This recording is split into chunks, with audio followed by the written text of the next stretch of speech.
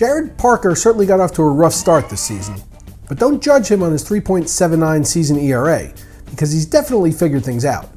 Parker struck out 4, giving up just 1 earned run on 5 hits and 2 walks over 7 innings last night, and he's lowered his ERA in each of his last 15 starts, which according to Elias is the longest such streak since at least 1998.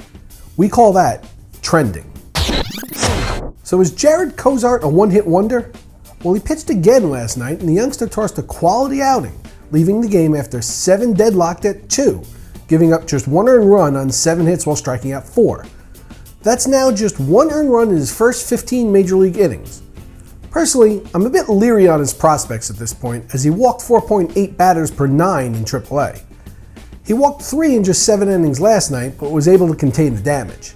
Cosart's certainly worth the gamble in a keeper league, so as long as you understand the risks, go ahead and try it. Carlos Gomez returned to action against the Padres after missing a pair of games with a sore right elbow. He had a quiet night at the dish as he finished 0 for 3 with a walk and a strikeout, and he's had a rough go of late after getting off to a fantastic start. It'll be interesting to track his progress going forward, as his performance has suffered in concert with all the time missed by Ryan Braun and his thumb injury. Is this just a coincidence? Maybe, but I don't think so. Braun missing from the lineup changes the way everyone before him is being pitched, and the lying cheating bastard isn't there to knock him in now either. Personally, I'd pair my overall expectations for Gomez the rest of the way. Sticking with the Brewers, with K-Rod traded to the Orioles, it appears that Jim Henderson and John Axford will share the team's closer role. Both guys have experienced periods of success and failure in the role previously, and I would expect history to repeat itself. Derek Jeter, who is expected to come off the DL again on Saturday, took batting practice, infield practice, and also ran for the first time since straining his quad. Absent any setbacks, at this point it looks like Saturday's return date will hold up.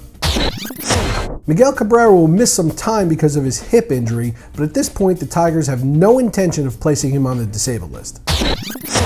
Making his first start since June 5th, Alexi Ogando returned to the mound from a shoulder injury, going 5 innings and 78 pitches on a pitch count. He allowed 3 earned runs on 6 hits with no walks. He starts again on Sunday and is expected to go deeper into the game.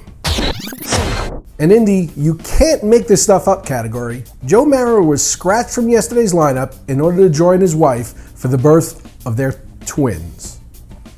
He'll be out a few days. Hank at the University of Missouri writes, "You haven't mentioned Adrian Gonzalez all season. What's your opinion on him?" Hank, what are you doing at school in late July? Look, before the season started, we were talking about a guy that would hit 300 with 25 to 30 home runs, 100 RBI, and maybe 90 runs scored. He's a bit shy on the runs scored, and I think part of that has a bit to do with some of the stars that are around him who are injured. But, as Coach Green would say, he is who we thought he was. Yesterday, reports surfaced that the Red Sox were interested in Royals reliever Luke Hochevar.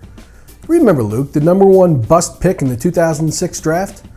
With an ERA of 2 and a whip of .89 as a reliever this season, averaging more than a strikeout per inning, Hochevar has been pitching like the #1 pick in the nation the Royals expected him to be. It will be interesting to see if a team like the Red Sox gives him another shot as a starter. Even if he doesn't get that opportunity, his success this season as a reliever combined with where he was drafted will get him another relevant fantasy opportunity at some point.